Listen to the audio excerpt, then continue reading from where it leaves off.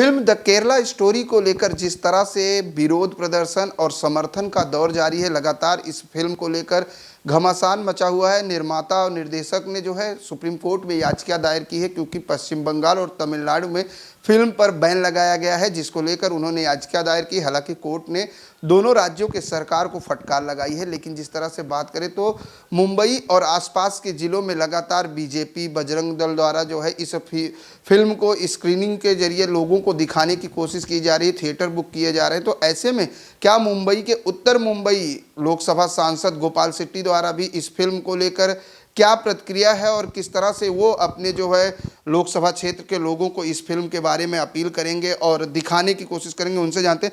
Sir, आज film the Kerala story को लेकर पूरे देश में जो है एक घमासान सा मचा हुआ है, राजनीति खूब गरमाई हुई है। मुस्लिम संगठन विरोध प्रदर्शन कर रहे हैं, कांग्रेस विरोध कर रही है।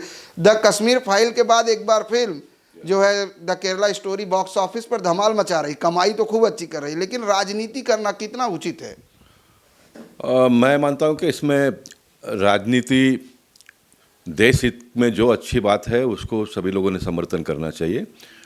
जो भी संस्था और समाज के लोग स्वयं प्रयत्न करके पिक्चर लोगों को दिखा रहे हैं उनका मैं निश्चित स्वागत करूंगा, लेकिन ये मेरा स्वभाव नहीं है। आपने पूछा कि आप कितने जगह पर दिखाएंगे, तो मैं बिल्कुल 31 साल के प्रतिनिधित्व जीवन में ऐसा कोई मुफ्त में बांटने बिटने का काम किया नहीं। उसके बावजूद भी लोगों ने मुझे इतना समर्थन और प्यार दिया है। मैं जो अपना एक गुडविल है, अपना एक स्वभाव बना है, उस हिसाब से आगे जाऊंगा। लेकिन मैं हर जगह पे जाता हूं, जहां पर भी मुझे लोग बुलाते हैं तो जाकर वहां पर मैं अपनी बात को रखता हूं, लोगों को अपील करता हूं कि ये आपने देखना चाहिए। जिन्होंने फिल्म बनाई है, विपुल शाह और उनके सभी साथियों का मैं अभिनंदन भी करता हूँ कि इतना देश हित में उन्होंने एक पिक्चर बनाया है। लेकिन साथ साथ में मैं भी ये भी चाहूँगा, जो अपने खर्चे से पिक्चर दिखाते हैं उनका स्वागत तो हम जरूर करेंगे, लेकिन लोगों ने स्वयं होकर जाकर देखना चाहिए। और ख़ास करके कॉलेज के बच्चियों ने, जवान बच्चियों ने देखना चाहिए। जहाँ पर भी मैं गया था वहाँ पर अबाव 50 के लोग भी मुझे बड़े पैमाने पे दिखाई दिए, महिलाएं। उसका कितना लाभ होगा नहीं होगा एक डिबेट का विषय हो सकता है, लेकिन हम किसके प्रोटेक्शन के लिए पिक्चर दिखा रही है, तो जवान बच्चियाँ बहक ना जाए, इसके लिए तो हमारा फोकस, हमारा टारगेट वो होना चाहिए। मैं मुस्लिम संगठन के लोगों से भी निवेदन करना चाहूँगा, ये एक फिल्म का विरोध करके चलेगा नहीं। ऑन द कॉन्ट्ररी, मैंने एक जगह पर बात भी कही कि मुस्लिम समाज के लोगों ने भी इसका समर्थन करना चाहिए। आप अपने धर्म और समाज को लेकर सुरक्षित रहिए। हिंदुओं के बच्चों का सुरक्षा करने के लिए उसमें किसी भी प्रकार की पाबंदी नहीं आनी चाहिए। ये व्यवस्था हमने खड़ी करनी चाहिए। आखिर हम सब लोगों को मिलकर देश को आगे बढ़ाना है, सभी को इस देश में रहना है। तो एक शांतता का माहौल कैसे प्रस्थापित हो, उसके लिए प्रयत्न करना चाहिए। क्यों हिंदू लड़कियों के साथ में मुस्लिम लड़कों ने शादी करना चाहिए, इसका किसी ने समर्थन करना चाहिए? नहीं करना चाहिए। मैं तो ये भी, हमारे जो शादी होती है, हिंदुओं में अगर शादी होती है तो कुल देव तक जाते हैं, है ना। तो अपने कुल के बाहर, हिंदू में भी अपने कुल के बाहर शादी ना हो, इस प्रकार हिंदू और मुस्लिम का जो ये चल रहा है पूरे देश और दुनिया में, तो हमारा सिर्फ हिंदू और मुसलमान का ही नहीं है। जो अपनी संस्कृति, जो एक पारिवारिक परंपरा है, उस परंपरा को भी हमने निभाने का कोशिश करना चाहिए। तो मैं कुल मिलकर फिल्म का स्वागत करता हूँ, फिल्म निर्माता का अभिनंदन करता हूँ, फिल्म दिखाने वालों को धन्यवाद देना चाहूँगा। लेकिन साथ साथ में ये भी अपील करूँगा, देखिए ये इसमें और एक एंगल भी है। मैं जहाँ पर भी गया तो शुरुआत में ही फुल भरा हुआ था थिएटर, लेकिन कुछ जगह पे ये भी होता था, मुफ्त में दिखाते तो लेट जाते हैं, मुफ्त में दिखाते तो जल्दी छोड़कर चले जाते हैं। तो फिल्म का पूरा स्टोरी आपके दिमाग में नहीं उतरता है। आप अपने पैसे से देखने जाएंगे तो समय के पहले जाएंगे और पूरा पिक्चर आप देखेंगे। तो ये भी हमको एक जागृति इस प्रकार का भी समाज में लाना पड़ेगा। मैंने जब वीर सावरकर बनाया, आज 18 साल हो गए, नरेंद्र मोदी जी के हाथों से उसका उद्घाटन मैंने किया था। तब म्यूनसिपालिटी ने हमको, अगर आप 1 करोड़ रुपया खर्चा करते तो 5 रुपया एंट्री फी का परमिशन दिया था। बोरेली की कैपेसिटी नहीं थी 5 रुपया भरने का, तो हमने 2 रुपया रखा।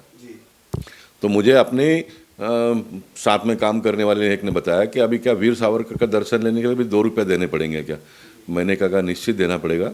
मुझे वीर सावरकर का दर्शन लेने के लिए 2 रुपया देने वाला, और साथ साथ में जरूरत पड़ेगा तो उंगली काट के खून देने वाला चाहिए, तब ये वीर सावरकर के विचारों को हम आगे ले जा पाएंगे। मुफ्त में वीर सावरकर का दर्शन लेने वाला क्या समाज का काम में आएगा, देश के क्या काम में आएगा? आखिर वीर सावरकर ने क्या किया वो तो देखो। बैरिस्टर होने के बाद पूरा अपना जीवन उन्होंने देश के लिए समर्पित कर दिया। तो क्या हम वीर सावरकर जी के पिक्चर बनती है तो वो भी हमको किसी ने मुफ्त में दिखाना चाहिए? ये मानसिकता में से लोगों को बाहर निकालना पड़ेगा, समय लगेगा, लेकिन हमारी सोच और समझ वही होनी चाहिए। आरएसएस का निर्माण हुआ 1925 में, भारतीय जनता पार्टी का निर्माण हुआ, तो एक सोच को लेकर चले।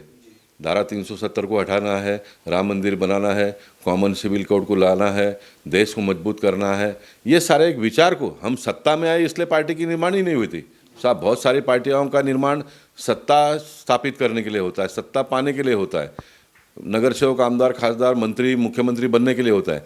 लेकिन भारतीय जनता पार्टी एक पार्टी ऐसी थी जिस पार्टी ने 4 देश के महत्व के मुद्दे को लेकर हम राजनीति में उतरे। तो मुझे इस बात का गर्व है कि मेरी पार्टी जिस मुद्दे को लेकर चली थी वो सारे के सारे मुद्दों को मोदी जी ने आज पूरा किया है। जो बचा है मोदी जी ने हर मुद्दे पूरे किए हैं, लेकिन जिस तरह से फिल्म द केरला स्टोरी को लेकर भी कर्नाटक चुनाव के दौरान सभा में भी मोदी जी ने कहा था कि ये फिल्म सभी को देखनी चाहिए, ये फिल्म आतंकवाद के जो सुनियोजन है, जो प्रक्रिया है, उसको उजागर करती है। जिसके बाद कांग्रेस ने ये कहा था कि ये कहीं ना कहीं चुनावी मुद्दा बना रही है बीजेपी, लेकिन आज का जो नतीजा है वो बिल्कुल उल्टा है।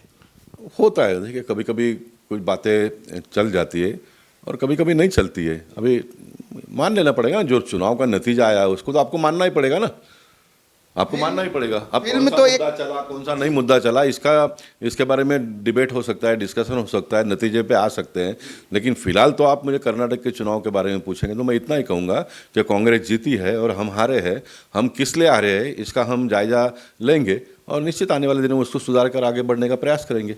कुबल सेठी जी, जिस तरह से फिल्म तो एक परिकल्पना होती है, एक तरह से हम दिखाते हैं कि हमारे समाज में क्या चल रहा है, लेकिन उस फिल्म के जरिए ये कहना कि लव जिहाद बढ़ावा दे रही है, ये फिल्म आतंकवाद को समर्थन कर रही है, तो ऐसे में कहीं ना कहीं लगता है कि जो आज भी कहीं ना कहीं लोगों को जो है जात पात और धर्म के नाम पर लड़ाने की कोशिश की जा रही है।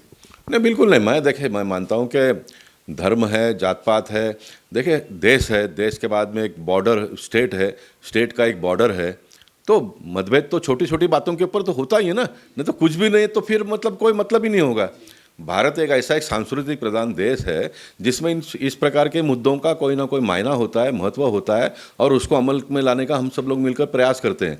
इसलिए हजारों संकटों आने के बावजूद भी भारत देश आज इंटैक्ट है। तो क्या है, कायदा कानून ये एक बाजू पे है, लेकिन भारतीय सभ्यता, संस्कृति, इसका बहुत बड़ा योगदान है भारत को एक साथ में रखने का। तो इन सारी बातों को हमको आज भी लेकर चलना पड़ेगा, कल भी लेकर चलना पड़ेगा। कुछ समय पे कुछ मुद्दे चल जाते हैं, कुछ समय पे कुछ मुद्दे नहीं चल जाते हैं, लेकिन भारतीय जनता एक पार्टी ऐसे है कि हमारी 2 सीट आने के बाद भी हमने देश के महत्व के 4 मुद्दों को कभी भी नहीं छोड़ा, कभी भी नहीं छोड़ा।